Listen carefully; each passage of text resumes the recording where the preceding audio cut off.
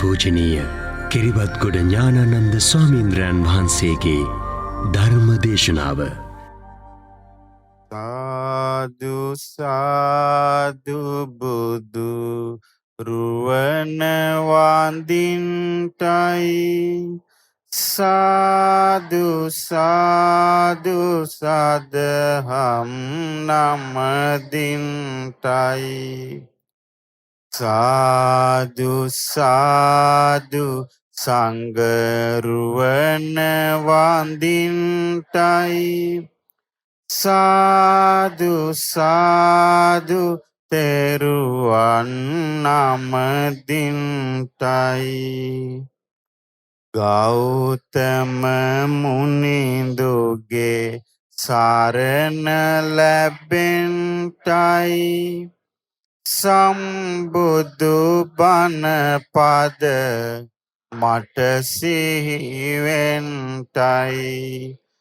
ලෝතුරු සංගුණ සිහිකර ගන්ටයි ගෞතම සසුනේ පිහිට ලබන්ටයි වන්දිමි වන්දිමි බුදු සමිඳුන් වන්දිමි වන්දිමි වන්දිමි සිරි සදහම් වන්දිමි වන්දිමි වන්දිමි සංඝ රුවනද වන්දිමි වන්දිමි වන්දිමි මම තෙරුවන් වන්දිමි වන්දිමි වන්දිමි මම තෙරුවන් වන්දිමි වන්දිමි වන්දිමි මම තෙරුවන් වන්දිමි සාදු සාදු සාදු. ගරුතර මහා සංඝරත්නයන් අවසරයි පින්වත් මෑණිවරුනි සදහැවත් පින්වතුනි අපේ යුගයේ දෙවි මිනිසුන්ට යහපත් මාර්ගයේ පෙන්වන්නට පහළ වූ ඒ භාග්‍යවත් අරහත් සම්මා සම්බුදුරජාණන් වහන්සේ නිසා නුවණැති අය තමන්ගේ ජීවිතවලට විශාල යහපතක් උදා කරගත්තා. බුදුරජාණන් වහන්සේ තමන්ගේ කාර්යභාරය බුද්ධ කෘත්‍ය ඉෂ්ට කළේ ධර්මයේ තුලින්මයි. ඒකට බුදුරජාණන් වහන්සේගේ මහා කරුණාව මහා ප්‍රඥාව උපකාරී වුණා. බුද්ධ ශාසනය අතුරුදහන් වුණ කාලයේදී මිනිසුන්ට දෙවියන්ට හරි මාර්ගය කියලා දෙන්න කෙනෙක් නැහැ. බුද්ධ ශාසනය අතුරුදහන් වෙන කාලෙදී හොඳ නරක තෝරගන්න විදියක් නැහැ. ලෝකයා සැප කියලා සලකන්නේ එතකොට මේ ඉන්ද්‍රිය පිනවීම විතරයි. බුදු කෙනෙක් පහළ වෙලා සැප කියලා පෙන්වන්නේ සතර අපායෙන් අත් මිදිලා රැකවරණයක් සලසාගෙන සීල සමාධි ප්‍රඥා උපදවාගෙන ජීවිතාබෝධයේ තුලින් ලබන දෙයයි. එබඳු දෙයක් අපට අහන්න ලැබෙන්නේ ඒ ගෞතම බුද්ධ ශාසනය නැත්තම් බුදු කෙනෙකුගේ ශාසනයක් පැවතුනොත් විතරයි. අපේ වාසනාවට ඒ ගෞතම බුදුරජාණන් වහන්සේ යම් වෘක්ෂයක් සෙවණක ගුරුපදේශ රහිතව චතුරාර්ය සත්‍ය අවබෝධ කළසේක්ද ඒ බෝධින් වහන්සේ අපේ රටේ වැඩ සිටිනවා. ඒ බුදුරජාණන් වහන්සේ පිරිනිවන් පෑමෙන් පසු ඉතිරි වූ ධාතුන් වහන්සේලා වැඩි ප්‍රමාණයක් වැඩ සිටින්නේ අපේ රටේ. ඒ බුදුරජාණන් වහන්සේ දේශනා කොට වදාළ ඒ උතුම් ශ්‍රී සද්ධර්මයේ ආරක්ෂා වෙලා පිරිසිදුව වැඩ සිටින්නේ අපේ රටේ. මේ නිසා ඒ ගෞතම බුදුරජාණන් වහන්සේගේ ශාසනයෙන් අපට පිළිසරණ ලබා ගැනීමේ වාසනාවක් උදා වෙලා තියෙනවා. ඉතින් බුදුරජාණන් වහන්සේ ජීවමානව වැඩ සිටින කාලේ ජම්බුද්වීපයේ විවිධාකාර අර්බුද, ප්‍රශ්න, දුක්ඛිත තත්වයන් පැන නැංගා. බුදුරජාණන් වහන්සේ නිරන්තරයෙන්ම චාරිකාවේ වැඩි ප්‍රදේශ කීපයක් තියෙනවා. එකක් තමයි මගධ රාජ්‍යය. අනිත් එක තමයි අංග කියන රාජ්‍යය. මගධ රාජ්‍යයට පහළ. ඊළඟ එක කෝසල රාජ්‍යය. මේ වගේ චාරිකාවේ වඩින අතරේ මගධ රාජ්‍යයත් කෝසල රාජ්‍යයත් අතර පාර වැටිලා තිබුණා ලිච්ඡවි රාජ්‍ය හරහා. කුමක්ද අවාසනාවකට ලිච්ඡවීන්ට විශාල කරදරවලට මුහුණ දෙන්න සිද්ධ වුණා. දුර්භික්ෂයක් ආවා. දුර්භික්ෂයක් ආවට පස්සේ ආහාර පාන ආදිය හිඟ වෙලා ගියා. ඒ අතරින්ම බෝවෙන රෝග ඇති වුණා. එතකොට මිනිස්සෙයින් මරණයටපත් වුණා. එතකොට මේ මරණයටපත් වෙනකොට දිගින් දිගට මේවාට අමනුස්ස බැල්ම වැටුණා. එතකොට දුර්භික්ෂ බය, රෝග බය, අමනුෂ්‍ය බය කියන ත්‍රිවිධ බයකින් විඳවන්න පටන් ගත්තා මේ ලිච්ඡවි රාජ්‍යය. මිනිසුන් ඒ කාලේ තිබිච්ච යාග හෝම, පුද පූජා, යාදිනි සෑම දෙයක්ම කළා විසඳුමක් නැහැ. අන්තිමට නෝනැති අය කිව්වා මේ එකක්වත් කළා හරියන්නේ නැහැ. අපේ මේ ජම්බුද්වීපේ පහළ වී වැඩ සිටිනවා ඒ භාග්‍යවත් අරහත් සම්මා සම්බුදුරජාණන් වහන්සේ. උන්වහන්සේව වඩම්වා ගන්න කිව්වා. ලිච්ඡවි රජදරුවන් මගධ රාජ්‍යයට ගිහින් බුදුරජාණන් වහන්සේට ආරාධනා කළා. අනේ භාග්‍යවත් බුදුරජාණන් වහන්සේ අපගේ රාජ්‍යයේ මෙවැනි අන්තරායකට පත් වෙලා තියෙනවා. මේකෙන් බේර ගන්න අපිව භාග්‍යවතුන් වහන්සේට විතරයි පුළුවන් අප කෙරෙහි අනුකම්පාවෙන් වඩින්න කියලා. බුදුරජාණන් වහන්සේ ආනන්ද මහ තෙරුන් වහන්සේ මහා සංඝරත්නය පෙරට කොටගෙන ලිච්ඡවි රාජධානියට වඩින්න පිටත් වෙද්දී කාලයක් නොවැස්ස ලිච්ඡවි රාජධානියේ ආකාශය වැහි වලාකුළු වලින් පිරී ගියා.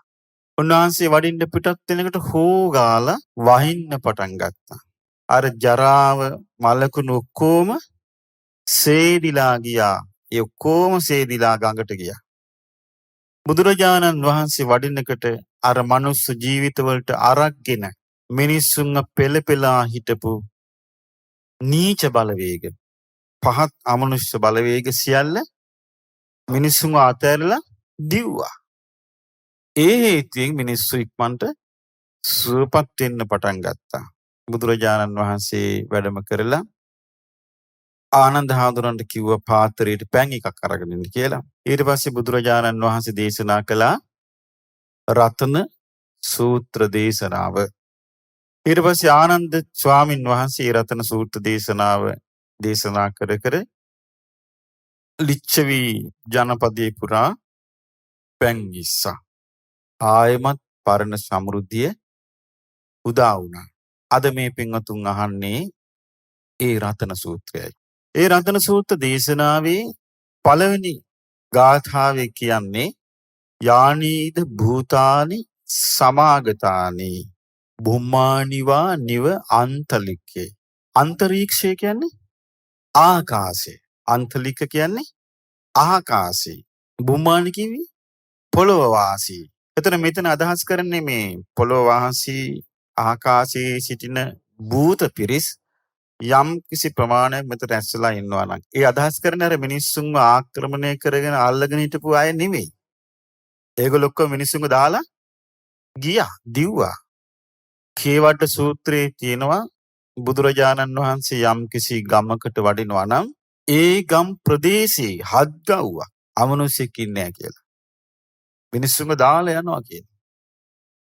එතකොට ඒ කියන්නේ මිනිස්සු අමනුෂ්‍ය ග්‍රහණීන් බේරී වාසය කරන්නේ කොයි කාලෙකද එහෙනම්? බුද්ධ කාලෙක විතරයි. ශාසනය අතුරුදහන් වුණාට පස්සේ ආයෙමත් අර පිරිස ඇවිල්ලා මිනිස්සුන්ගේ ලෝකෙ වහ ගන්නවා. දැන් වගේ. ආයෙමත් මිනිස්සුන්ගේ ලෝකෙ වහ ගන්නවා. එතකොට මේ ලෝකේ මිනිස්සුන්ට ගැලවිලි ලේසි නෑ. ඉතින් බුදුරජාණන් වහන්සේ දේශනා කරන යම්කිසි භූත පිරිස් කියලා එතන කියන්නේ බුදුරජාණන් වහන්සේ වැඩියාට පස්සේ දෙවියන්, භූමාටු දෙවියන්, ආකාශස්ස දෙවියන්, ඒ කියන්නේ අහසේ සිටින දෙවියන්, මේ දෙවිවරු ඔක්කොම බුදුරජාණන් වහන්සේ පිරිවරා ගන්න. මේ දෙවිවරුන්ට කියනවා භූත පිරිස් කිසිවකු මෙහි සිටිද්ද රැස්ුණ අහසේ හෝ පොළවේ හෝ එහෙම එක්කුණ මේ අහසේ හෝ පොළවේ හෝ භූත පිරිස් ඉන්නවා නම් ඒගොල්ලන්ටයි මේ කියන්නේ සබ්බේව භූතා සුමනා භවන්තු. දැන් දුමන කියන්නේ නරක හිත. දුකටපත් වෙච්ච හිත. වේදනාවටපත් වෙච්ච හිත. සුමන කියන්නේ ප්‍රීතියටපත් වෙච්ච හිත. සතුටටපත් වෙච්ච. සබ්බේව භූතා සුමනා භවන්තු. මේ සියලුම භූතයෝ සතුටු සිත් ඇත්තෝ වෙත්වා. සියලු භූතයෝ සැප ඇති සිත් ඇති වෙත්වා. අතෝපි ඒ වගේම සක්කච්ච මනාකොට මා කියන දේ සුනන්තු භාසිතම් මා කියන දේ අසත්වා එමෙන්ම මා පවසන දේ හොඳින් අසත්වා. ඊට පස්සේ බුදුරජාණන් වහන්සේ ඊළඟ ගාථාව දේශනා කරනවා තස්මාහි කියන්නේ ඒ නිසා තස්මාහි භූතා නිසාමේත සබ්බේ ඒ නිසා මේ සියලු භූතේනි කියලා එතන කියන්නේ ඒ අහසේ පොළවේ රැස් වෙච්ච සියලු දෙවියන් බ්‍රහ්මීන්ට කියන වචනයක්. දැන් ඔබ දන්නවා ඇති මේ ඉපදිච්ච සත්වයාට කියන වචනයක් භූත. ඉපදිච්ච සත්වයාට කියන වචනය. අපි භූත කියලා කියන්නේ හොල්මන් වලට. එතකොට ඒ මැරිලා නරක තැන් වල ඉන්න අයට කියන්නේ. ඒතකොට අපි හිතන්නේ භූත කිව්වහම අපිට මතක් වෙන්නේ කාවද? හොල්මන්. මේ හොල්මන් වලට අට ගහලා කියනව නෙමෙයි මේ. දෙවිවරුන්ට. සියලු භූතයනි එනිසා අසව්‍යමා සිත. ඊළඟට මෙත්තං කරෝත මානුෂියා පජාය. මනුෂ්‍ය ප්‍රජාවට මෙත්සිත වඩන්න. මෙත්සිත පතුරව නිතරම හැම මිනිසුන් වෙත. දැන් මේක පරිවර්තනය නොකරන්න ඕගොල්ලෝ දැනගන්න විදියක් නැහැ නේ. දිවාච රත්තෝච හරන්තියේ බලින් තස්මයි නේ රක්ඛතාපම. ඒ මිනිසුන්ට මෛත්‍රී වඩන්න කියනවා. ඒ කිව්වේ එතන අදහස් කළේ මොකද්ද? මේ මිනිසුන්ට අමනුෂ්‍යයන්ගෙන් කරදර වෙද්දී පීඩාවටපත් වෙද්දී අහක බලන් ඉපා.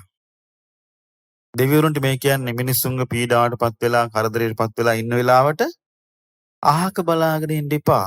මිනිස්සුන්ගෙන් පුද පූජා ලැබෙන එක විතරක් බලාගෙන ඉන්න එපා. මිනිස්සුන්ට මෛත්‍රී සිත වඩන්න. මොකද හේතුව දිවාච රත්තෝච හරන්තියේ බලෙන් දිවා රාත්‍රිය ඔබට පුද පූජා පවත්වනවා.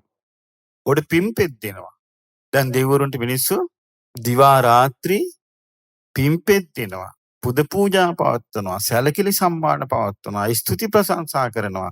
එහෙම කරනකොට ඔබ කරන්න ඕනේ මිනිසුන්ට මෙත්සිත වඩන එකයි. මේ වගේ කරදර වෙච්ච වෙලාවක ඒ මිනිස්සුන්ව මගහැරලා යන්න එපා. තස්මායිනේ රක්කත අප්පමත්තා. ඒ නිසා අප්‍රමාදීව ඒ මිනිස්සුන්ව ආරක්ෂා කරන්න කියලා බුදුරජාණන් වහන්සේ මේ දෙවිවරුන්ගෙන් ඉල්ලනවා. ඒ කිසිවෙක් තොපහට පිං දිවරෑ පුදු දෙත පමාන වී තෙපී හැම නීති සුරැකිය යුත කියලා බුදුරජාණන් වහන්සේ තමයි අර දෙවියන් බමුණට කියන්නේ.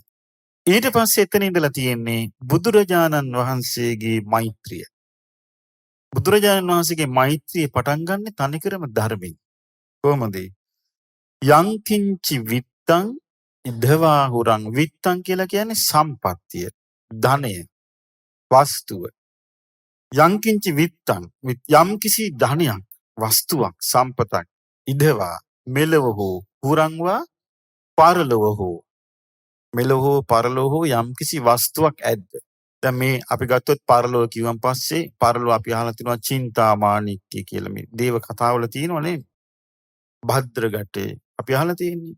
කප්රුක එක එක ඒවා අහලා තියෙනනේ. මිනිස් ලෝකේ අපි අහලා තියෙන එක එක මැණික් වර්ග, මුතු වර්ග, රන්, ධන ධාන්‍ය ඇද්ද. සග්ගේසුවා යං රතනම් පනේතං ස්වර්ගයන්හි. සග්ගේසුවා කියන්නේ දෙව්ලොව පවා තියෙනවා නම් යම් රතනම් පනීතං උතුම් ප්‍රනීත කියන්නේ ශ්‍රේෂ්ඨ උතුම් මැණිකක් නනෝ සමං අත් තථාගතේන ඒ කිසිවක් තථාගතයන් වහන්සේ නැමැති මනුෂ්‍ය රත්නයට සමාන නැහැ. නනෝ සමං අත්ති තථාගතේන තථාගතයන් වහන්සේ නැමැති උතුම් මනුෂ්‍ය රත්නයට සමාන කරන්න පුළුවන් වස්තුවක් මාණික්යක් මෙලවත් නැහැ, පරලොවත් නැහැ, දිව්‍ය ලෝකවලත් නැහැ. ඉදම්පි බුද්ධේ රතනම් පනීතං බුදුරජාණන් වහන්සේ තුල තිබෙන ශ්‍රේෂ්ඨ මාණික්යක්ේ ඒතේන සච්චේන ස්වත් මේ සත්‍යෙන් සෙත් වේවා. ඒතර බලන්න මේ කවුද මේ මෛත්‍රිය කියන්නේ? බුදුරජාණන් වහන්සේ මේ තමන් මෛත්‍රිය දේශනා කරන්නේ. මෙහි හෝ පරලොව හෝ ඇති යම් වස්තුවකට දෙව්ලොව හෝ තිබෙන යම් උතුම්ම මැණිකට නොහැකිය ගන්නට කිසිවිට බුදුරජ සමකොට මේ බුදු සමිඳුගේ පවතින උතුම්ම මැණිකකි. සැබෑ බසින් මෙම සිත සැලසේවා. දැන් බලන්න මේ පරිවර්තන කොච්චර හරිද කියලා. එතකොට pāli භාෂාව දන්න කෙනා නියම විදිහට දන්නවා. මේ මොකද්ද? pāli භාෂාව දන්නේ නැති එක්කෙනාට තේරෙන්නේ නැති වෙන්න පුළුවන්. ඊළඟට බුදුරජාණන් වහන්සේ දේශනා කරනවා දෙවෙනි ගාථාව. දැන් මේකෙන් දේශනා කළේ කවුරු ගැනද එතකොට? බුදුරජාණන් වහන්සේ ගැන.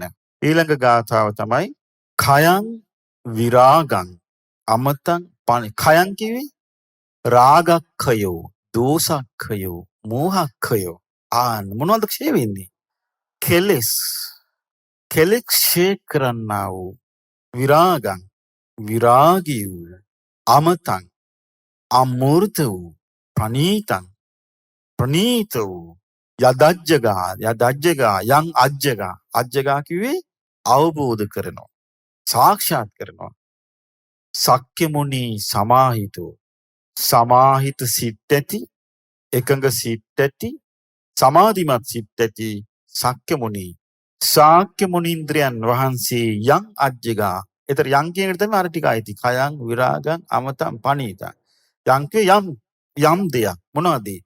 khයං කෙලෙස් ක්ෂය කරන ලද්දා වූ විරාගී වූ ප්‍රනීත වූ අමා නිවන නම් යම් දෙයක් සමාහිත සිත් ඇති ශාක්‍ය මුනින්ද්‍රයන් වහන්සේ අවබෝධ කළසේක්ද.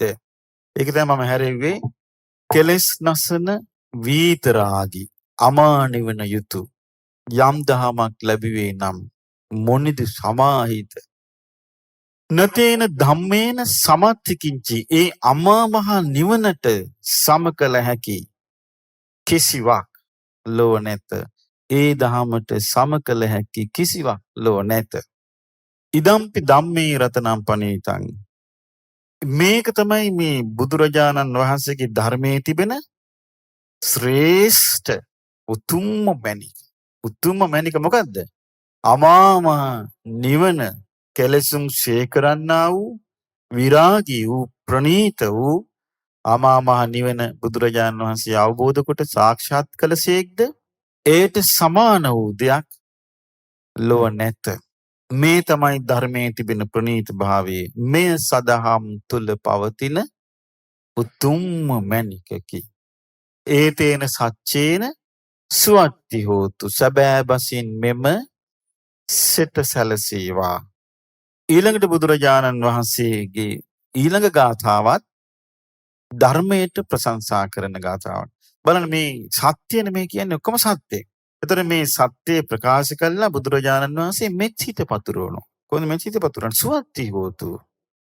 ඔව් සිත සැලසේවා කියලා මෙත් සිත පතුරවනවා.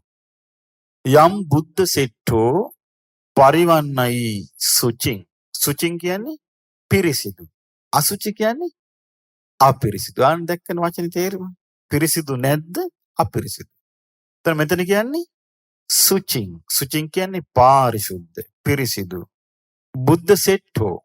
බුද්ධ ශ්‍රේෂ්ඨයන් වහන්සේ යමක් පිරිසිදුයි කියලා, හොඳයි කියලා, යහපත් කියලා, පරිවන්නයි මනාකොට වර්ණනා කළසේක්ද.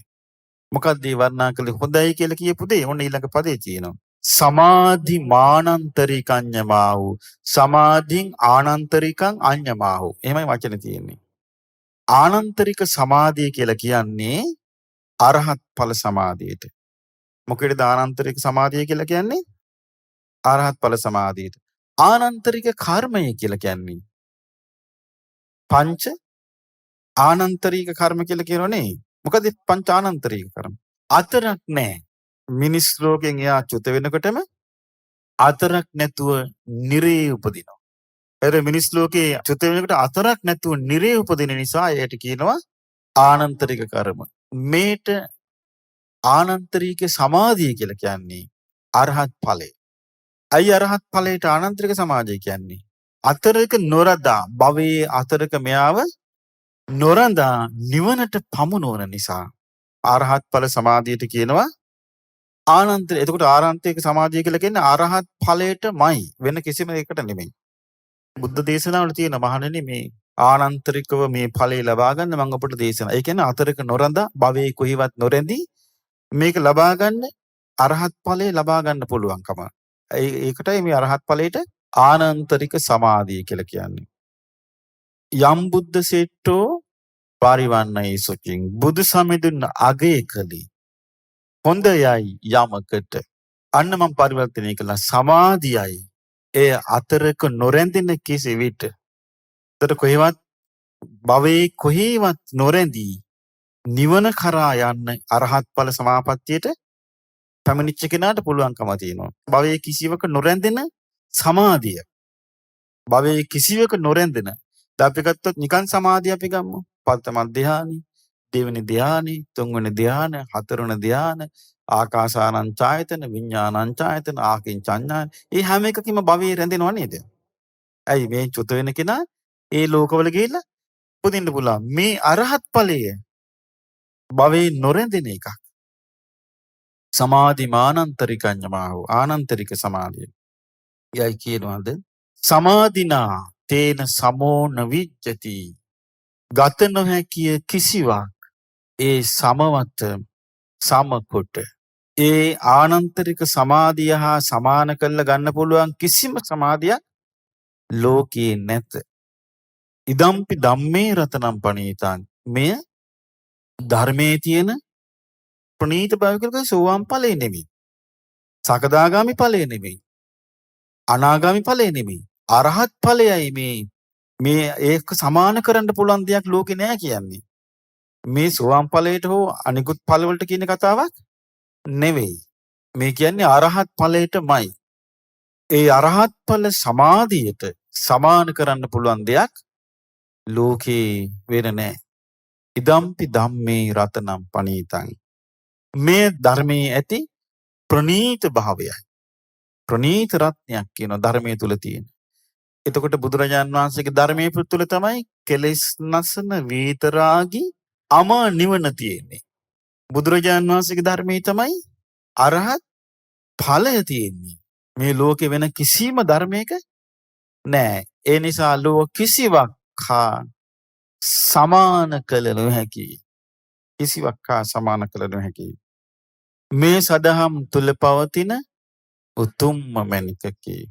සැබෑ බසින් මෙම බුදුරජාණන් වහන්සේ මෙත්සිත වඩනවා, මෙත්සිත පතුරවනවා. මේ සත්‍යයි. ඒ තේන සත්‍යේන මේ සත්‍යානුභවයෙන් සුවපත් වේවා කියලා. බලන්න බුදු කෙනෙකුගේ මෙත්සිත කොච්චර ලස්සනද. ඊට පස්සේ තමයි පිළිවෙලින් ශ්‍රාවකත්වය ගැන බුදුරජාණන් වහන්සේ දේශනා කරනවා. යේ පුද්ගලා අට්ඨ සතම් පසත්තා. පුද්ගලයෝ 8 දෙනෙක් ඉන්නවා. පුද්ගලයෝ 8 දෙනෙක් ඉන්නවා. සතම් පසත්තා සත්පුරුෂයන්ගේ ප්‍රශංසාවට බඳුන් වූ. සතන් කියලා කිව්වේ සත්පුරුෂයන්ගේ ප්‍රශංසාවට බඳුන් වූ පුද්ගලයන් 8 දෙනෙක් ඉන්නවා. කවුද මේ පුද්ගලයන් 8 දෙනා? සෝවාන් මාර්ගස්ත පලස්ත. සකදාගාමි මාර්ගස්ත පලස්ත. අනාගාමි මාර්ගස්ත පලස්ත. අරහත් මාර්ගස්ත පලස්ත. මාර්ගස්ත කියන්නේ මාර්ගයේ සිටින. පලස්ත කිව්වේ ඵලයටපත් වූ. එතකොට මේ මාර්ගස්ත පලස්ත පුද්ගලයන් 8 දෙනා තමයි බුදුරජාණන් වහන්සේගේ සැබෑම ශ්‍රාවකයෝ. චත්තාරි ඒතානි යුගානි හොಂತಿ. මේ ශ්‍රාවකයන් 8 දෙනා යුගල වශයෙන් 4යි. සෝවාන් මාර්ගඵල එක යුගලයක්. සකදාගාමි මාර්ගඵල දෙවන යුගලයයි. අනාගාමි මාර්ගඵල තුන්වෙනි යුගලයයි. අරහත් මාර්ගඵල සතරවෙනි යුගලයයි. තී දක්ඛිනේය. දක්ඛිනේයෝ මතකද? දක්ඛිනේයෝ කියන වචනේ. දක්ඛිනේයෝ කියන්නේ මොකද? පින් සලකා දීම හොඳය. එතකොට කෙනෙකුට ඕනනම් මේගේ ඥාතීන්ට පින් දෙන්න. මේ පරලෝකීය ඇත්තන්ට සැප උදා කරන්න. තමන්ගේ ජීවිතේට සැප ලබා ගන්න. පුණ්‍යස්කන්ධය අයිති කරගන්න. එහෙනම් ඒ කෙනා දන් දෙන්න ඕනේ. මේ කියන මාර්ගස්ත පලස්ත ආරි සංඝයා උදෙසා. තේ දක්ඛිනෙය්‍යා. උන්වහන්සේලා කවුද? දක්ෂිනාර්හයි. පින් සලකාගෙන දානේ පිළිගන්ට සුදුසුයි. කවුද? සුගතස්ස ශාවකා. සුගතයන් වහන්සේගේ ශ්‍රාවකයෝ. ඒතේසු දින්නානි. මේ ශ්‍රාවකයන් කෙරෙහි පුදන ලද දාණය මහා ඵලානි. මහත් ඵල ලැබෙනවා. පුද්ගලයෝ 8 දෙනෙක්ය හොඳ අය පසසන. 4 දෙනෙකි මේ උතුමන් යුගල විලසගෙන මේ අය බුදු සව්වෝ වෙති. දනට සුදුසු වන මහත් ඵලය ලැබෙයි. මෙතුමන්ට පුදන දන. දැක්කන මේ පරිවර්තනය. මහත් ඵලය ලැබෙයි. මෙතුමන්ට පුදන දන.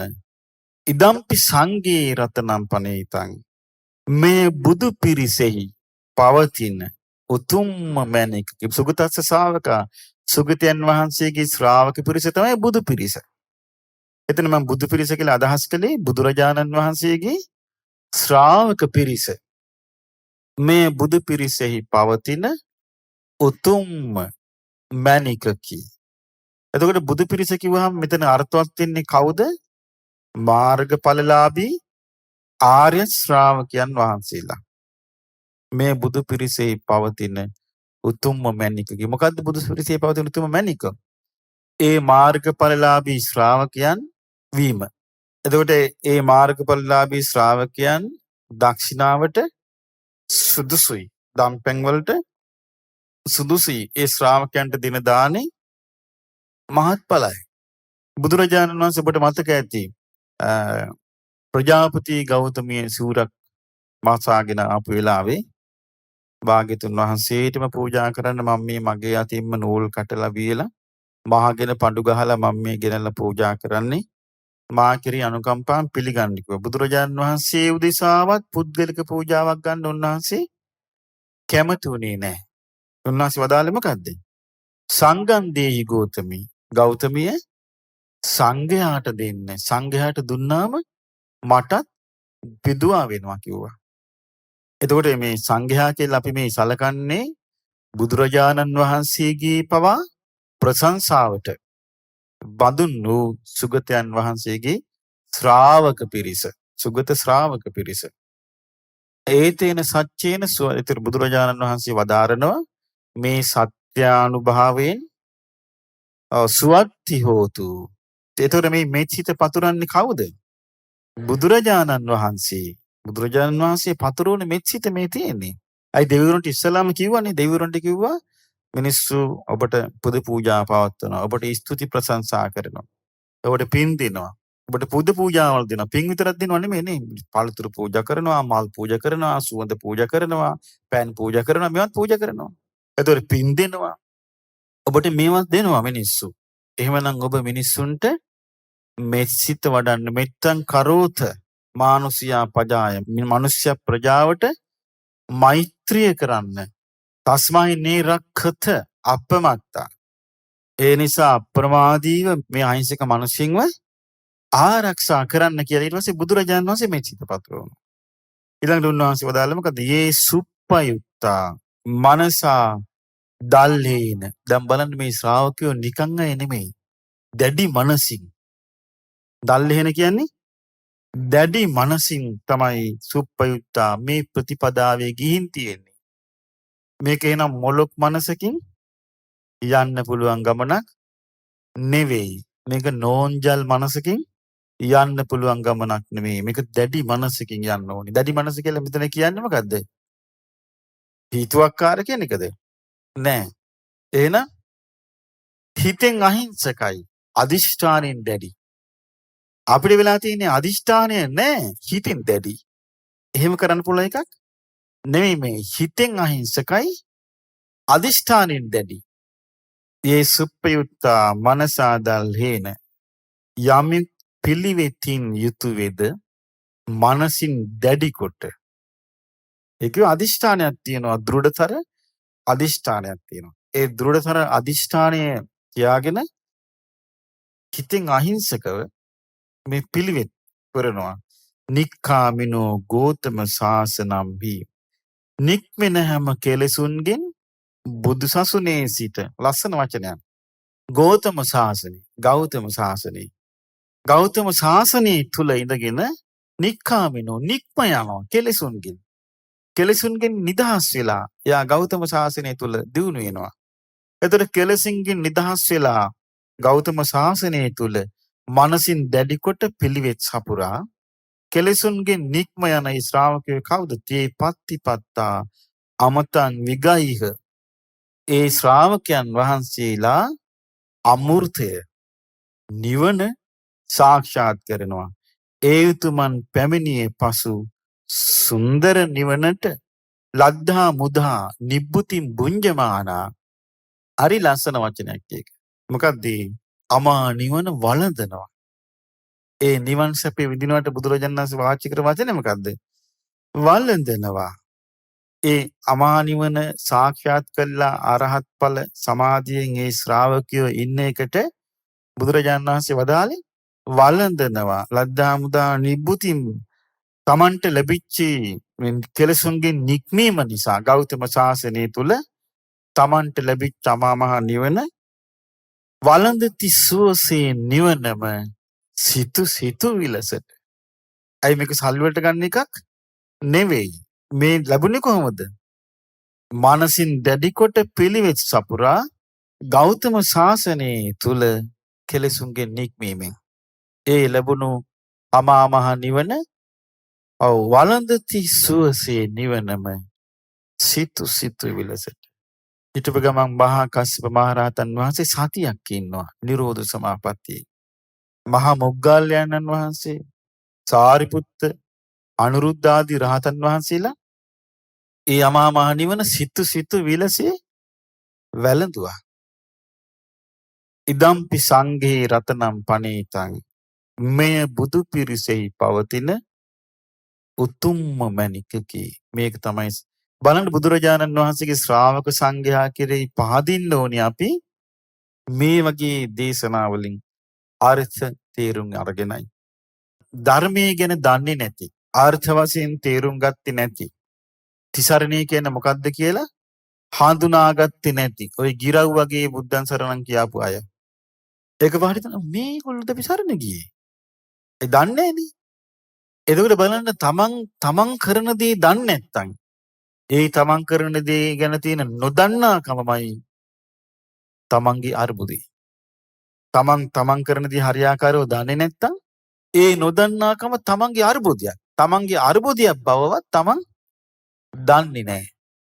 බුදුරජාණන් වහන්සේ වදාලා මෙය බුදු පිරිසෙහි පවතින උතුම්ම මණිකකි. මොකක්ද බුදු පිරිසෙහි පවතින උතුම්ම මණික? යම් ශ්‍රාවකයන් වහන්සේලා මනසින් දැඩි කොට පිළිවෙස් සපුරා ගෞතම සසුන තුල කෙලෙසුන්ගෙන් නික්මයයිද ඒ ශ්‍රාවකයන් වහන්සේලා අමා නිවන සාක්ෂාත් කොට වළඳ තිස්සුවසේ නිවනම සිතු විලසට. බලමු මේ අහනකටත් අපේ හිතට නිකන් සනීප නැද්ද? අහනකටත් අපිට නිකන් හිතෙනවා අනේ මේ වගේ ශ්‍රාවකයෝ මේ ගෞතම ශාසනයේ වැඩ සිටියානේ. මේ බුදු පිරිසේ පවතින තුම්ම මැණිකකි. දැන් බුදුරජාණන් වහන්සේගේ කාලේ වැඩ සිටිය ශ්‍රාවකයන් වහන්සේලා තුල පවා මේ උන්වහන්සේලාව බුදුරජාණන් වහන්සේ අඳුනගත්ත අනිත් ශ්‍රාවකයෝ අඳුනගත්ත මිස සමහර විට බොහෝ අය උන්වහන්සේලාව අඳුනගත්තේ නෑ. දැන් ඔබ දන්නවනේ අර සාරිපුත්ත මොග්ගල්ලාන මහරහතන් වහන්සේලා භික්ෂුන් වහන්සේලා 250 සමග චාරිකාවේ වඩිද්දී රජගහ නුවරට වැඩියා. ඒ කාලේ මිනිස්සුන්ගේ ගොයන් කැපිලා. දානමාන දෙන්න ලෑස්තිය. සිටුවරේ දුන්න ලක්ෂයක් අගනා රන් සලුවක්. මේක සංඝයාට පූජා කරන්න කියලා. මිනිස්සු කොටසක් ආන් සාරිපුත්ත මොග්ගල්ලාන මහරහතන් වහන්සේලා වැඩලා ඉන්නවා. ධර්මයේ දන්න අය. ධර්ම දන්න අය කිව්වා වැඩලා ඉන්නවා. අපි උන්වහන්සේලාට මේ දම්පැන් දෙල මේ සිවුර පූජා කරමු කිව්වා. සිවුරක් හදලා. එතකොට දේවදත්තට පක්ෂ පිරිසක් හිටියා. ඒගොල්ලෝ මොකද කිව්වේ? නෑ උන්වහන්සේලාට මතක් වෙන්නේ ගොයන් කැපෙනකොට කිව්වා. දැන් බලන්න අර ඒ ගොයන් කැපෙන කාලේට ගාහන්ට මේ චාරිකාවේ වැඩිපික හිටියේ කොහොමද? ගොයන් කැපිලා හස්සන්න නෙලන නිසා චාරිකාවේ වැඩියා කියලා.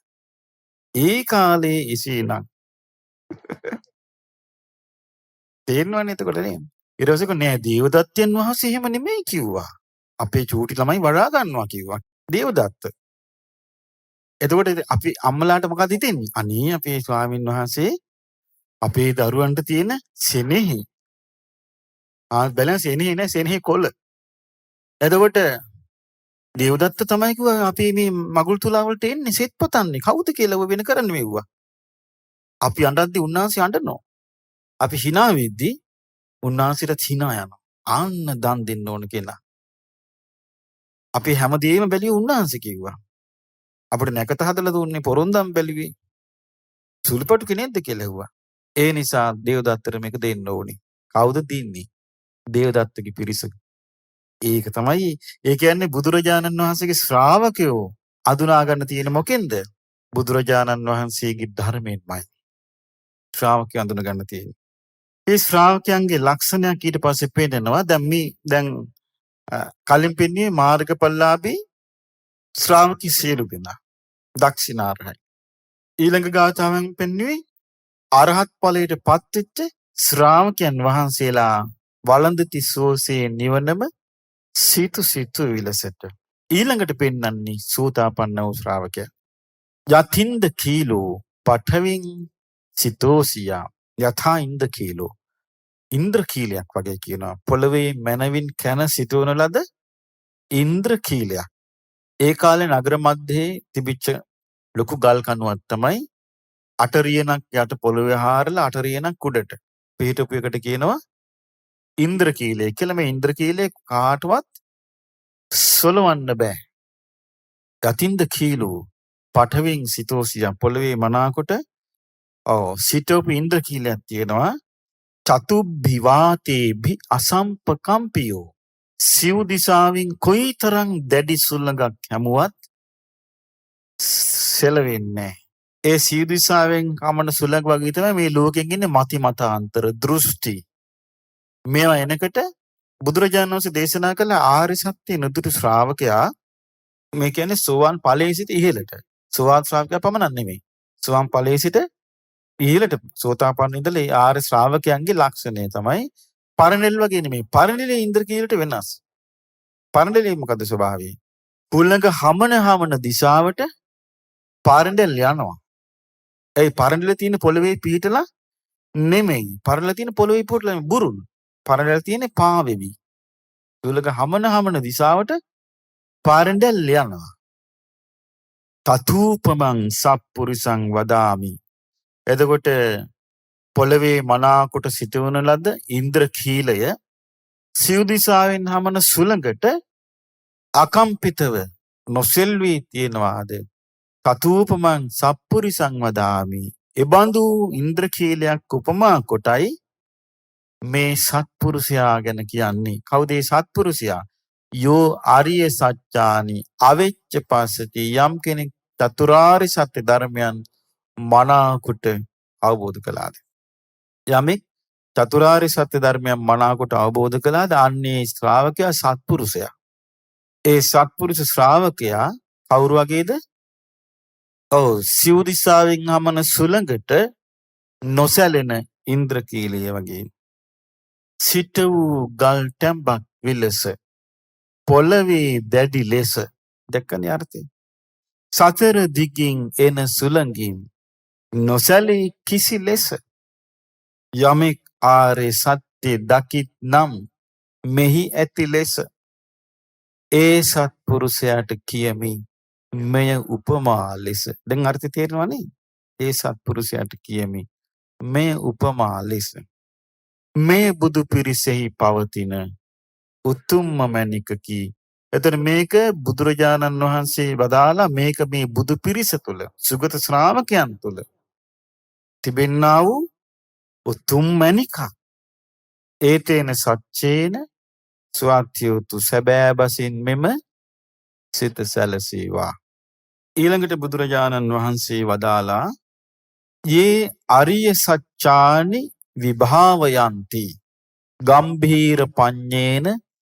ගම්භීර පඤ්ඤ කියලා කිව්වේ ගැඹුරු ප්‍රඥාව ඇති. කවුද?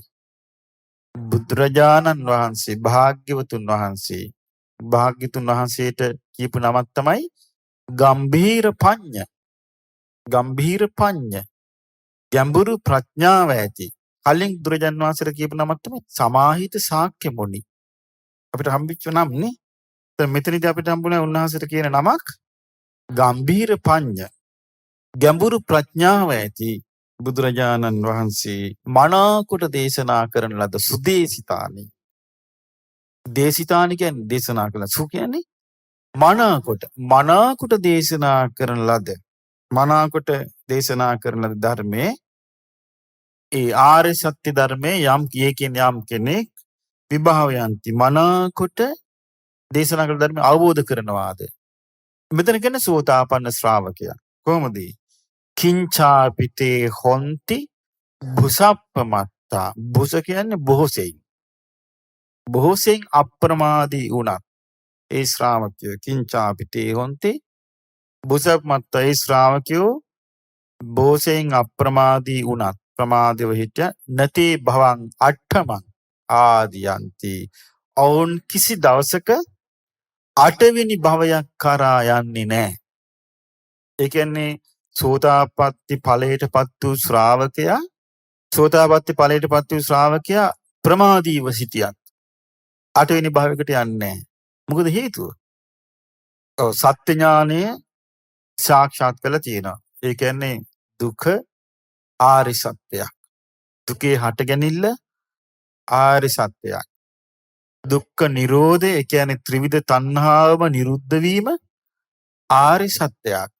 ඒ සඳහා තියෙන ආර්ය අෂ්ටාංගික මාර්ගය ආර්ය සත්‍යයක් කියලා මෙයාට සත්‍ය ඥානෙ තියෙනවා. සත්‍ය ඥානයත් එක්ක මෙයා තුළ පිහිටනවා පංච ඉන්ද්‍රිය. මොකක්ද මේ පංච ඉන්ද්‍රිය?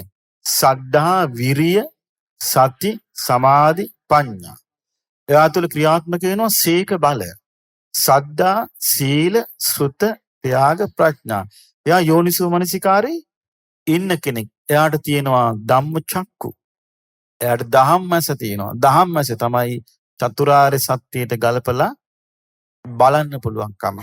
එතකොට මේ ශ්‍රාවකයා ප්‍රමාදී වුණත් අටවෙනි භවයක් කරා යන්නේ නැහැ. මේක සත්‍යයක් කියනවා. මේක සත්‍යයක් විතරන මේක මේ බුදුරජාණන් වහන්සේගේ ශ්‍රාවක සංඝයාගේ බුදු පිරිස තුල තිබෙන්නා වූ උතුම් මැණිකක්.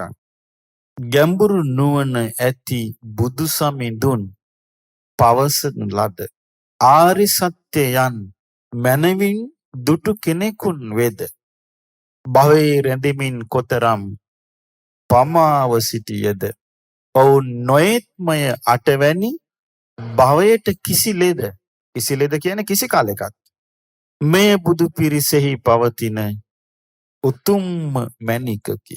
බුදුරජාණන් වහන්සේගේ පිරිස තුල තිබෙන උතුම් මාණික්‍ය ස්වභාවයක්. ඒතේන සච්චේන සුවත්ති හෝතු. මේ සැබෑවක්. මේ සැබෑව හේතුවෙන් සිත් වේවා. බලන්න කොයිතරම් මෛත්‍රියක්ද බුදුරජාණන් වහන්සේ පතුරවන්නේ. බුදුරජාණන් වහන්සේගේ ගුණ, ධර්මයේ ගුණ, ශ්‍රාවකයන්ගේ ගුණ. ඊළඟට කියන්නේ සෝතාපන්න ශ්‍රාවකයා ගැන. සහවස්ස දස්සන සම්පදාය. දස්සන සම්පදා කියන්නේ සම්පත, සම්පත්තිය. දස්සන සම්පදා කියන්නේ දර්ශන සම්පත්තිය. දර්ශනය කියලා කියන්නේ මේ ඇහැට දකින පෙනීම නෙවෙයි. දර්ශනය කියලා කියන්නේ දැකීම. දැකීම කියන අදහස් කරන්නේ අවබෝධ වීම, වටහා ගැනීම. මේක සත්‍ය ඥානයක්. දුක කියන එක ඒකාන්තයෙන්ම ආර්ය සත්‍යයක්. දුක්ඛ සමුදය ආර්ය සත්‍යයක්. දුක්ඛ නිරෝධය ආර්ය සත්‍යයක්. දුක්ඛ නිරෝධගාමිනී පටිපදා ආර්ය සත්‍යයක් කියලා තමන්ගේම අවබෝධයක්. සහවස අවබෝධය ඇතිවීමත් සමගම ඒ කියන්නේ ශ්‍රාවකයාට තමන් තුළින් මේ ඇතිවීම අවබෝධ වීම සමගම ඒ ක්ෂණේම තයස්සු ධම්මා ජහිතා භවಂತಿ. තයෝ අස්සු ධම්මා ජහිතා. ඔහු තුළ කරුණු තුනක් ප්‍රහාණය වෙලා යනවා. එතකොට තමන් තුළ සත්‍ය ඥානය ඇති වෙනවත් සමගම කරුණු තුනක් ප්‍රහාණය වෙලා යනවා.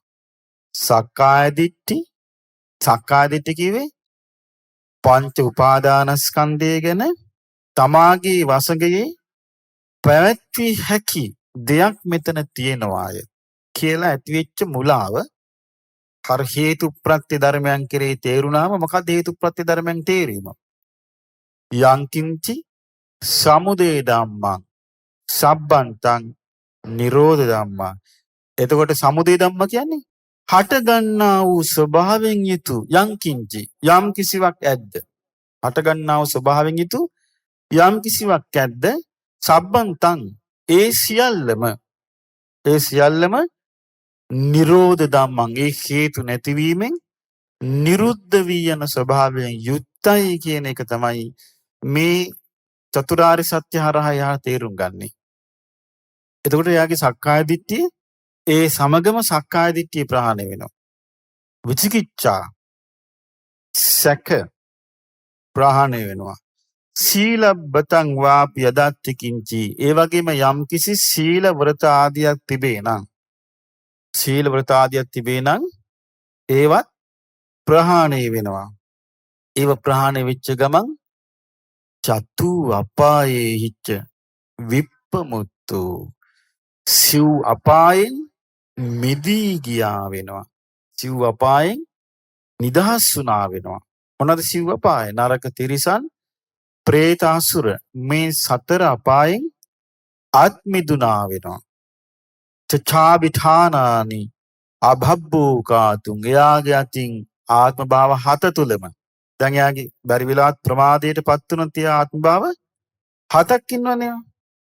ඒ 7 තුලවත් එයාට ආනන්ත්‍රීය පාප කර්ම සිද්ධ වෙන්නේ නැහැ. නියත මිසදිටු ගන්නෙ නැහැ. 6 තැනක එයා අභව්‍යයි. 6 තැනක කටයුතු කරන අභව්‍ය. අභව්‍ය කියන්නේ එයාගේ අතින් සිද්ධ වෙන්නේ නැහැ. එතකොට ඒ තමයි දැන් පුතජන කෙනා මේ ජීවිතයේ ආනන්තරික කර්ම නොවෙන්න පුළුවන්. නමුත් ඊළඟ ජීවිතය ගැතින් සිද්ධ වෙන්න පුළුවන්. මොකද මේ ජීවිතයේ ගුණධර්ම වැඩුවට ඊළඟ ජීවිතය අසත්පුරුෂෙක් වෙන්න පුළුවන් අසත්පුරුෂ ආශ්‍රයෙන්. නමුත් මාර්ගඵලලාභී ආර්ය ශ්‍රාවකයාට ඒ අනතුරු නැහැ. මේ භවෙත් නැහැ, ඊළඟ භවෙත් නැහැ, ආත්ම භව 7ෙම ඒ අනතුරු නැහැ. ඒ ශ්‍රාවකයා ගේ අතින් මව් මැරෙන්නේ නැහැ. පියා මැරෙන්නේ නැහැ. ඒ ඔක්කොම සිද්ධ වෙන්නේ පුතඥයන්ගේ අතින්. ඊළඟට රහතුන් මැරෙන්නේ නැහැ. ඇයි මේ ආර්ය ශ්‍රාවකයන් මව් මැරෙන්නේ නැත්තේ? ප්‍රියා මැරෙන්නේ නැත්තේ? රහතුන් මැරෙන්නේ නැත්තේ මොකද? සත්පුරුෂ ධර්මයේ පිහිටපු ගමන් ප්‍රාණඝාතයෙන් වින් වෙනවා. ආර්යකාන්ත සීලේ පිහිටනවා. ඒ ආර්යකාන්ත සීලේ පිහිටන නිසා තමයි යාගේ ජීවිතෙන් එයාට කිසිම භවයකදී මේක සිද්ධ වෙන්නේ නැත්තේ. නැත්තම් එයා කොහොමද දැන් අපි ගත්ත පාරේ යන භික්ෂුන් කොහොමද රහත් කියලා හොයන්නේ? නේද? එයාගතින් මේක සිද්ධ වෙන්නේ නැහැ. දැන් හොඳට බලන්න අපි ගත්තොත් විරූඩභ ශාක්‍ය යුද්ධයේදී විරූඩභ ශාක්‍ය යුද්ධයේදී සේනාව අරගෙන ගියා විරූඩභ. සේනාව තුළ හිටියා මාර්ගඵලලාභී අය. ඒගොල්ලෝ යුද්ධෙට ගියේ සහභාගී වුණේ නැහැ. ඒගොල්ලෝ ආවේ කඩු ඉස්සුවේ නැහැ. ඒගොල්ලෝ නිකන් ගියා විතරයි. දැන් රස්සාව ගියා. එතකොට ශාක්‍යයන් අතරේ වැඩිපුර හිටියේ කවුද? මාර්ගඵලලාභී ශ්‍රාවකයෝ. ඔක්කොම මැරුවනේ. ඒ මැරුවේ කවුද? අර පුතත්ජන මිනිස්සු. ඊට පස්සේ මේගොල්ලෝ මහා ජයක් කියලා හිතාගෙන මේගොල්ලෝ ආවා අචිරවතී ගඟ ළඟට. අචිරවතී ගඟ ළඟ ඉන්නකොට දැන් ඔන්න ගඟ ළඟ වැලි තලාව. වැලි තලාවේ ගඟ ඉවුරේ දැන් බුදි. බුදිය ගන්න හදනකොට අර මේ මනුෂ්‍ය ඝාතනයට සහභාගී නොවිච්ච අය එතන හිටියා. හොඳට සීලේ පිටපා හිටියා. ඒගොල්ලන්ට බුදිය ගන්න දෙන්නේ නැහැ. නයි කූඹි ඇවිල්ලා තෙල් කූඹි ඇවිල්ලා මේගොල්ලෝ කන්න ගත්තා. මොන වදයක්ද කියලා මේක උඩට යනවා. එතන කන්න ගත්තා. ආයෙ ගිහලා කඳු ගැටයකට ගියා. එතන හිටියා. අරගොල්ලන්ට හොඳට නිින්ද ගියා. බලන්න වෙනස. ඊට පස්සේ හරි හොඳට මහා වැස්සක් වැස්සා. ඇහැරිලා දුවන්න වෙලාවක් නැහැ. ගහගෙන ගියා. හරි පුදුමයි මේ ස්වභාවයන්. දැන් බලන්න මේ මිනිස්සෙකුට අපි උදව් කරනවා කියන්නේ මෙව්ව නේද? බුදුරජාණන් වහන්සේගේ ධර්මය අවබෝධ කරගන්න කල්පනා කිරීම තමයි පළවෙනිම උදව්ව. ඒ හේතුව ඒකෙන් තමයි යාට සැබෑම ආරක්ෂාව, සැබෑම පිහිට පිලිසරණ ලැබෙන්නේ. සැබෑම පිහිට පිලිසරණ ලැබෙන්නේ. එතකොට කෙනෙකුට මේ එයාගේ අතින් මව මැරෙන්නේ නැත්තේ, පියා මැරෙන්නේ නැත්තේ, රහතු මැරෙන්නේ සංඝ බේදි කරන්නේ නැහැ යා. සංඝ බේදයට හවුල් වෙන්නේ නැහැ යා. මොකද හේතුව? පුතඥය නෙමෙයි පුතඥය නෙමෙයි සංඝ බේද කරන්නේ. එතන මේ සංඝ බේද කරන්නේ නැහැ. අයි හේතුව? එයා දන්නවා සමගි සම්පන්නව ධර්මයේ හැසිරීමේ වටිනාකම. සමගි සම්පන්නව ධර්මයේ හැසිරීමේ පුද්ගලික වාසි තකාගෙන සංඝයා අතර අවුල් හදන්නේ නැහැ, බිඳවන්නේ නැහැ.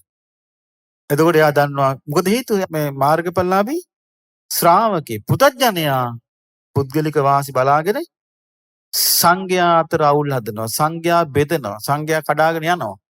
මේ ඔක්කොම කරනවා. එතකොට මාර්ගඵලලාභී ශ්‍රාවකයා සංඝ ભેදයට අවුල් වෙන්නේ නැත්තේ සමගිය මේ ධර්ම මාර්ගයේ දිනු කරන්න තියෙන විශේෂ දෙයක් බව දන්නවා.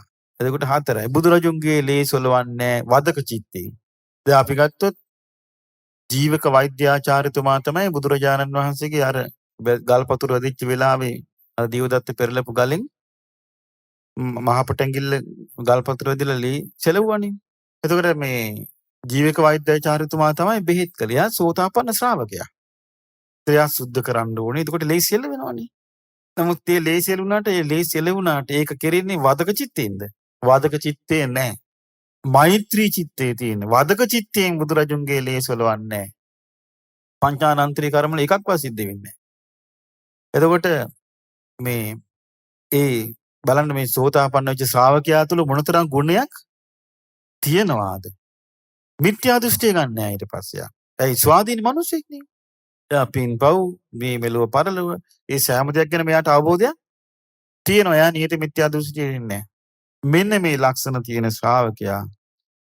දැන් බලන්න මේ ශ්‍රාවකයාගේ එක ඉදම්පි සංඝේ රතනම් පණීතං. මේ සංඝයා තුළ ඇති උතුම් ප්‍රණීත භාවයයි. ඒතේන සච්චේන සුවත්‍යෝතු. ඔහු තුළ ඇතිවන විටදීම මගඵල නුවණත්. ඒ කිව්වේ චතුරාර්ය සත්‍ය ගැන සත්‍ය ඥානය ඇති වෙන විටදීම සංයෝජන තුනක්ම දුර වෙයි තම සිතිනොත්. තම සිතින් සංයෝජන තුනක් දුර වෙලා යනවා. සක්කාය දිට්ඨියත් සමග දහමේ සැකයෙනුත් සීල වෘතයට බැඳී තිබෙන මේ කරුණේනොත්. ඒතර සීල වෘතයට බැඳිලා තියෙනවා නම් එයා ඒකිනුත් යා නිදහස් වෙනවා. ඔබට මතකනේ සීය සේනාපති. සීය සේනාපතිට නිගණ්ඨනාථ පුත්‍ර උගන්ලා තිබුණේ කොහොමද? එළවලු විපති කාපන්. එළවලු විපති කාපන්. ඒක තමයි කිව්වා සීලේ. ඒක තමයි කිව්වා කරුණා මෛත්‍රිය. සීය සේනාපති සෝතාපන්න වෙච්ච දවසේ මොකද වුනේ? එයා තෙරුවන් සරණ ගිහින් බුදුරජාණන් වහන්සේ ප්‍රමුඛ ශ්‍රාවකයන් වහන්සේලාට දානි හදද්දි අර සේවකයාට කිව්වා කඩේට ගිහිල්ලා විකුණන්න තියෙන එකක් අරන් එන්න කිව්වා. ඒකනේ ඊට පස්සේ අර නිගණ්ඨ පිරිස පෙළපාලි ගියේ. එතකොට බලන්න මේ සීලයක් හැටියට වෘතයක් හැටියට ඒක රුචිකත්වයක් හැටියට නම් කිසිම ගැටලුවක් නැහැ. සීලයක් හැටියට පුරා දක්වන තියෙන්නේ පුතත්ජන භාවය නිසාමයි. ඒතර ශ්‍රාවක වෙච්ච ගමන් මොකද උනේ? සීලබ්බත පරාමාස කියන්නේ මොකද? පරාමර්ශනය කියන්නේ දැඩිව ගන්නවා. පරාමර්ශනය කියන එකේ තේරුම දැඩිව ගන්නවා. ඒතර සීල වෘත දැඩිව ගන්නවා. දැඩිව ගන්නවා මේක තමයි අර කියලා ඒ කියන දේවල්. සතර අපායෙන් හිතෙමේ මිදෙයි මනාකොට නොකරයි සය තැනක කර්ම වැටෙන අපායට. මොනවද අපායට වැටෙන කර්ම 6? පංචානන්තරී කර්මයි නේති මිත්‍යා දෘෂ්ටිය. ඒවා කරන්නේ නැහැ. මෙය බුදු පිරිසෙහි පවතින උතුම්ම මැණිකකි. සැබෑ බසින් මෙම සිත සැලසේවා. ඊළඟට මොකද්ද මේ ශ්‍රාවකයාගේ ලක්ෂණය? කිංචාපිසු කම්මං කරෝති පාපකං. මේ මාර්ගඵලලාභී ශ්‍රාවකයා කිසියම් පවක් කරනවා නම් එහෙනම් මේ ශ්‍රාවකයාගේ අතින් යම් පවක් සිද්ධ වෙන්නට පුළුවනි. කායේන කයින් හෝ වාචා වචනෙන් හෝ උද චේතසාවා. එහෙම නැත්නම් සිතින් හෝ අභබ්බෝ සෝ තස්ස පටිච්චාදාය. එයා ඒක හංගගෙන ඉන්නේ නැහැ. එයා ඒක සංගවාගෙන ඉන්නේ නැහැ.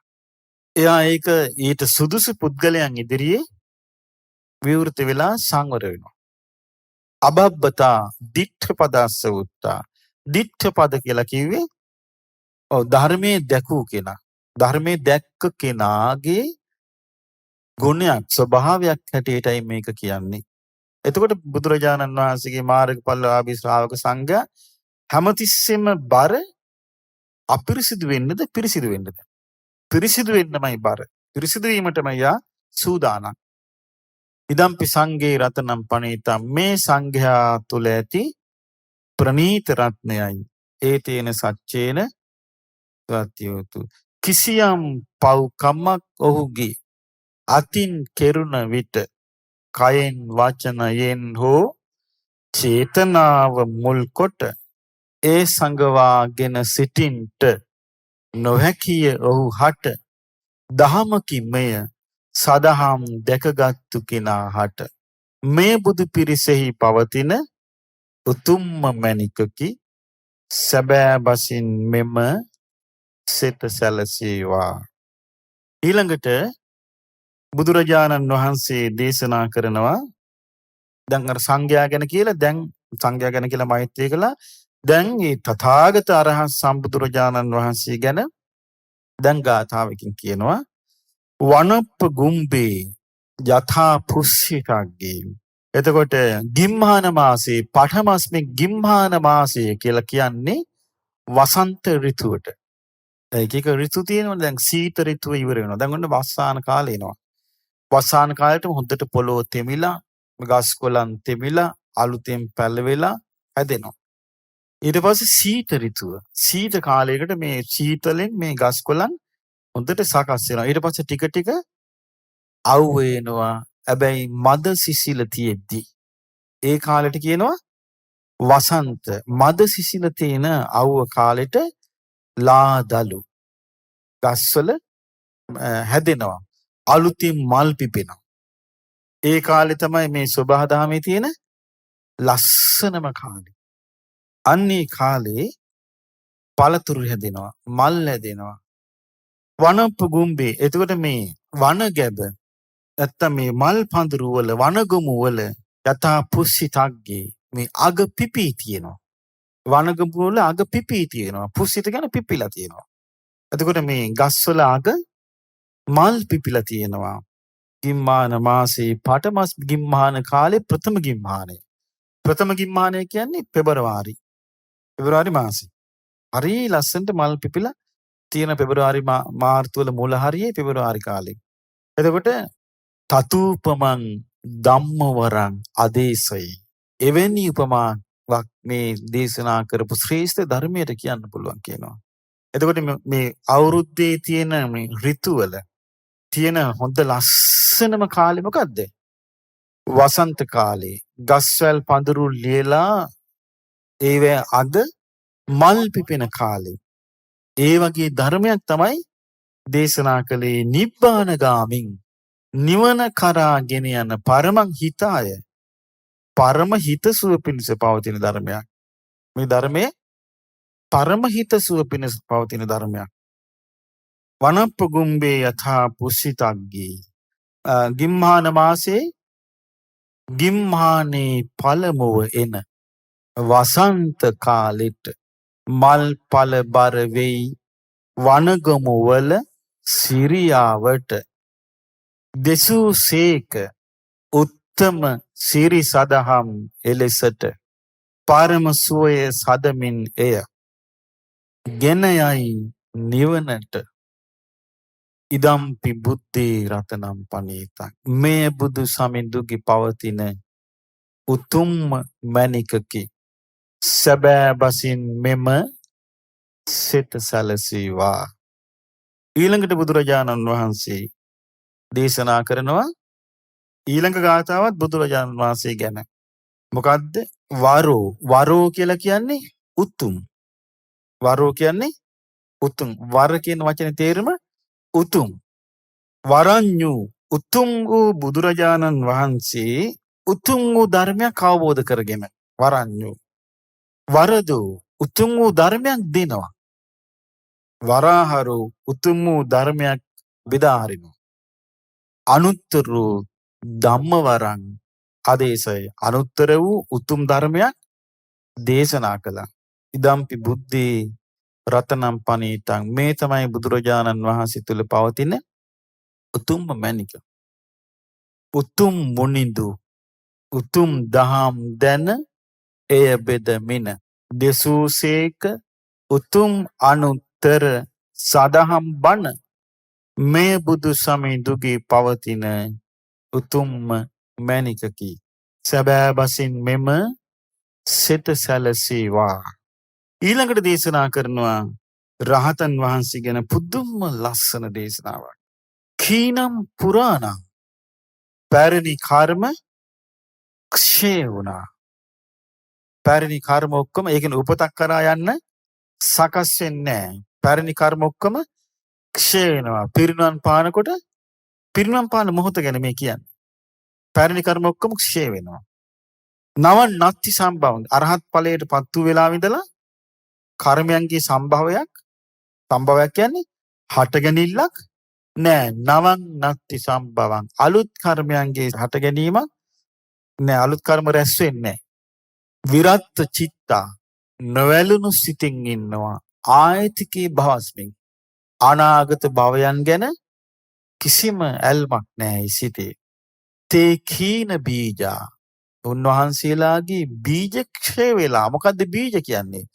විඥානේ පැලවෙන්නේ නැහැ. ඒ විඥානේ බීජේ.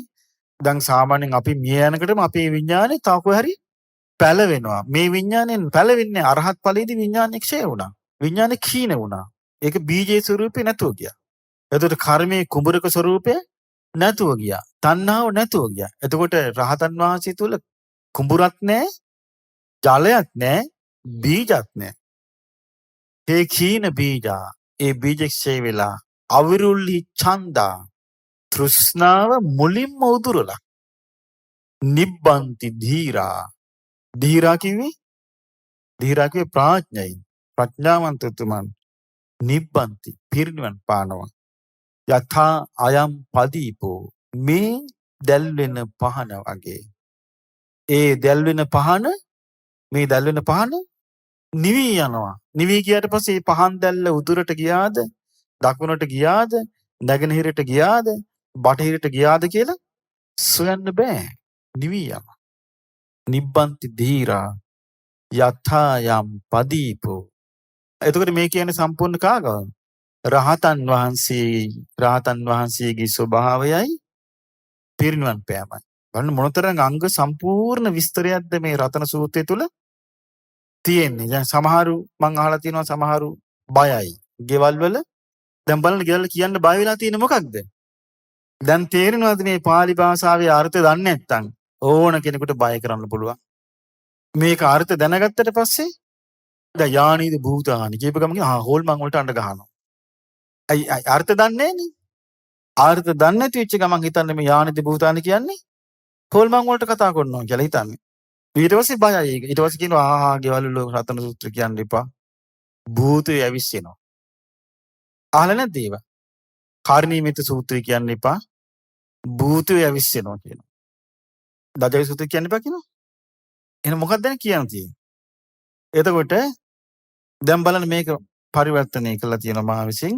වෙනසුනි හැම පැරණි කර්ම යලි නොම රැස් වෙන නොඇලී සිට අනාගතේ කිසි භවයක් ගැන වෙනසී ගිය බිජුවට කිසිදා නොම පැලවෙන.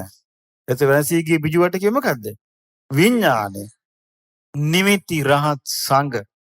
රහත් සංඝ නිවි යනවා. රහත් සංඝ කිව්වේ රහතන් වහන්සේලා නිවි යන නිමිති රහත් සංඝ නිවෙනා මේ පහන විලසින මේ පහන නිවෙනවා වගේ නිබ්බන්ති ධීරා යථාය මේ ප්‍රදීප. එතකොට මම මේ සූත්‍රයෙන් කල්පනා කළා බුදුරජාණන් වහන්සේ මේ රතන සූත්‍රයේ දේශනා කළා තියෙන රාත්‍රියේ ඇයි මේක තියෙනවා මේ පහන කියලා. අයම් පදීපෝ අයම් කියන්නේ මේ පහන. එහෙනම් මේක දේශනා කළා තියෙන්නේ රාත්‍රී කාලයක උන්වහන්සේ මේක දේශනා කළා තියෙන්නේ. නිමිති රහත් සංඝ නිවෙනා මේ පහන විලසින මේ පහන නිවි යනවා වගේ මේ රහත් සංඝ නිවි යනවා. මේ බුදු පිරිසෙහි පවතින උතුම්ම මැණිකකි. මේ තමයි බුදුරජාණන් වහන්සේගේ ශ්‍රාවකයන් වහන්සේලා තුල තියෙන උතුම්ම මාණික්‍ය. ඒතේන සච්චේන සැබෑ බසින් මෙම සිත සැලසේවා. එතකොට මේ සිත සැලසේවා කියලා මෛත්‍රී දේශනා කළා අවසන් වෙනවත් එක්කම දෙව් පිරිස් පිරිවරාගෙන හිටපු ශක්‍ර දේවේන්ද්‍රයා මේ ගාථා තුන කිව්වා. මොකද්ද? යානීද භූතානි සමාගතානි බුම්මානිවායා නිවාන්තලික්කේ. එතකොට භූත පිරිස් කිසිවෙකු මෙහි සිටිද්ද රැස්වන මේ රැස්ලා ඉන්න දෙවිවරුනි භූතයනි බුම්මා භූම්‍යස්තව හෝ අන්තරීක්ෂව හෝ ඉන්නා වූ මේ දෙවියන් භූතයන් ඇද්ද?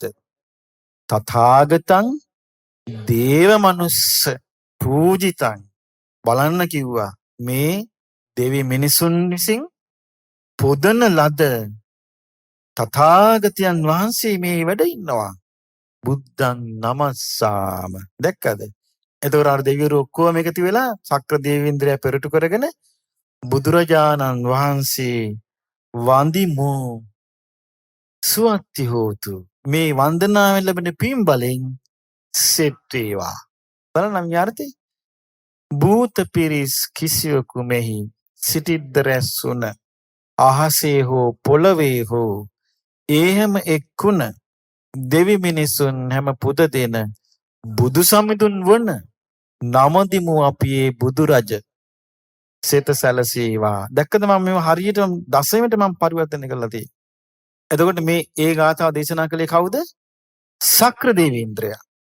ශක්‍ර දේවේන්ද්‍රය දෙවි පිරිස පිරිවරාගෙන දිව්‍ය බ්‍රහ්මයන් පිරිවරාගෙන අහසේ සිටිමින් මේ ගාථාව ශක්‍ර දෙවියෝ කියන්නේ. සමහරට අහසේ සිටිලා සමහරට අහසේ සිටිලා නොවෙන්න පුළුවන්. මේ දේශනා කරන්නේ නැත්තේ බිමට බහැලා ශක්‍ර දෙවියෝ සාමාන්‍යයෙන් අහසේ ඉඳලා වඳින්නේ නැහැ.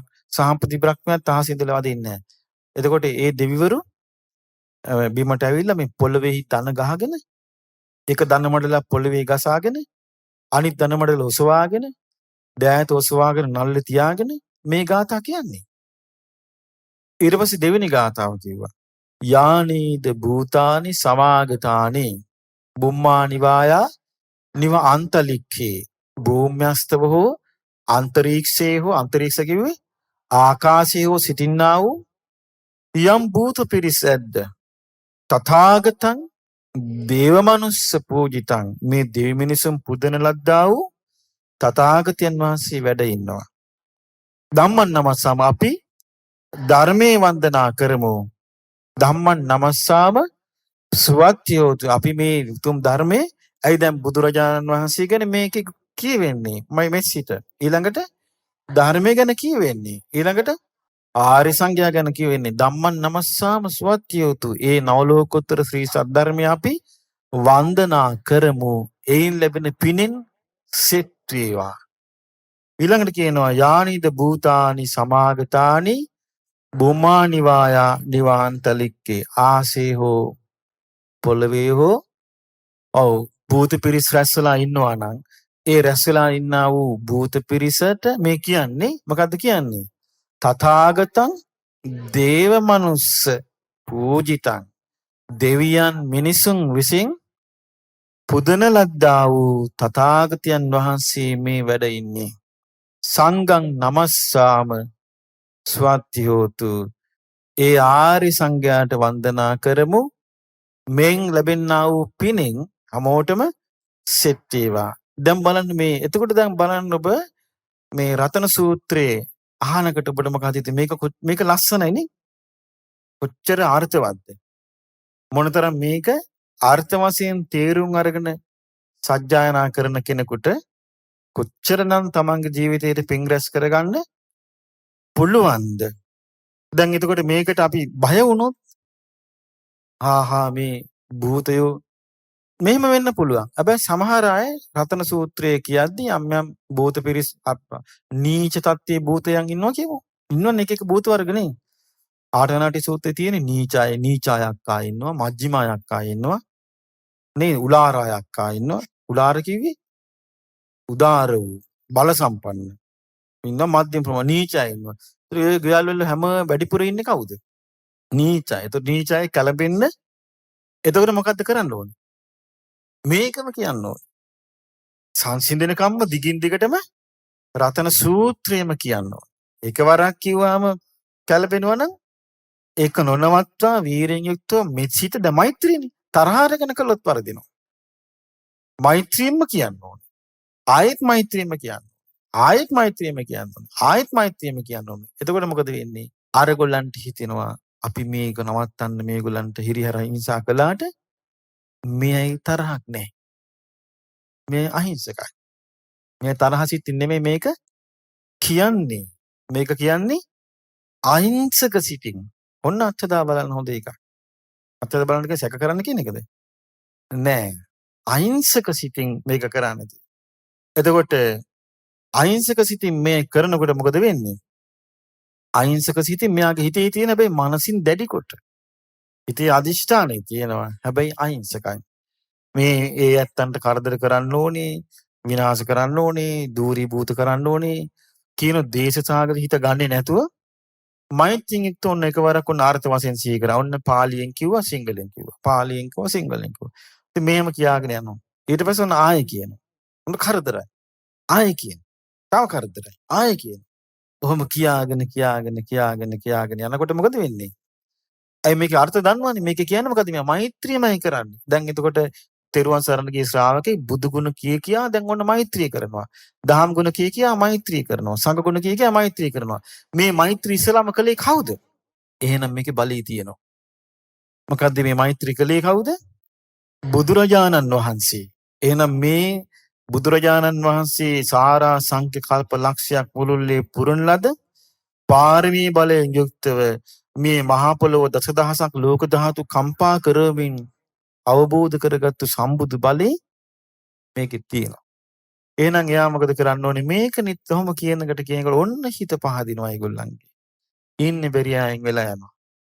ඇයි හිංසා කරපු අය බාධා කරපු අය ඉන්න පුළුවන්ද? ඇයි ඒගොල්ලන්ගේ වැරද්ද? හිංසා කරපු අය බාධා කරපු අයින් වෙවි යනවා. අපිට බෑ මේකේ ඉන්නේ. අපි යනවා යන්න කියලා. එතකොට පින් ඇති අය, ඉෂ්ට දේවතාවරු, ධර්මයට කැමති අය, ගුණ ධර්ම වලට කැමති අය, හිතවත් අය, මෙත් සිතට කැමති අය ලං වෙනවා.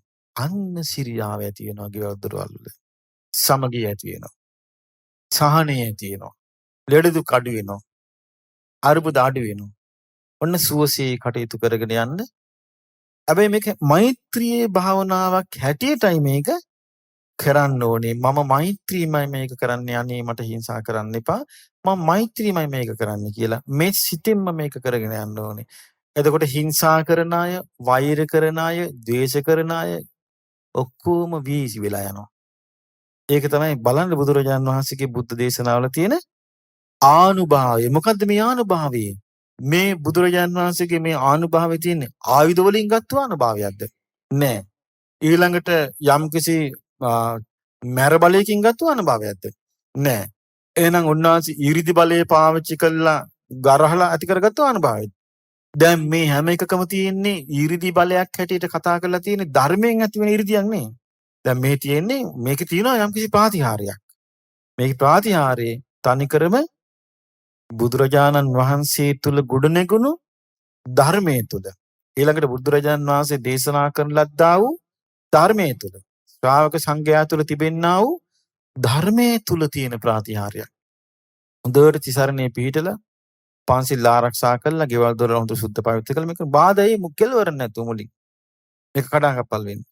අය අරගොල්ලන්ගේ බලයනේ තියෙන්නේ. නමුත් මෙස්සිත පතුරවාගෙන මේක කරනකොට අර බාධා ඔක්කොම සමනයටපත් වෙලා මෙයාට සාන්ත වාතාවරණයක් ඇති වෙනවා. සාන්ත පරිසරයක් ඇති වෙනවා.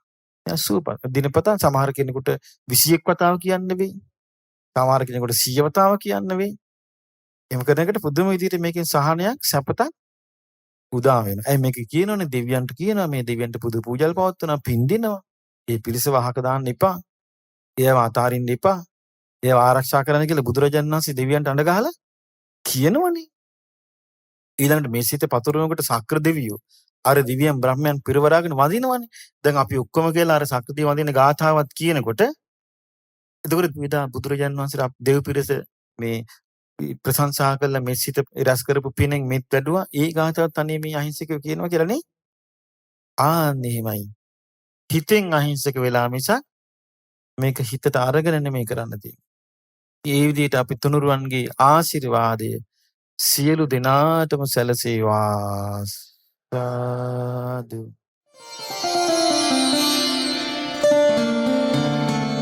අමාදම් විල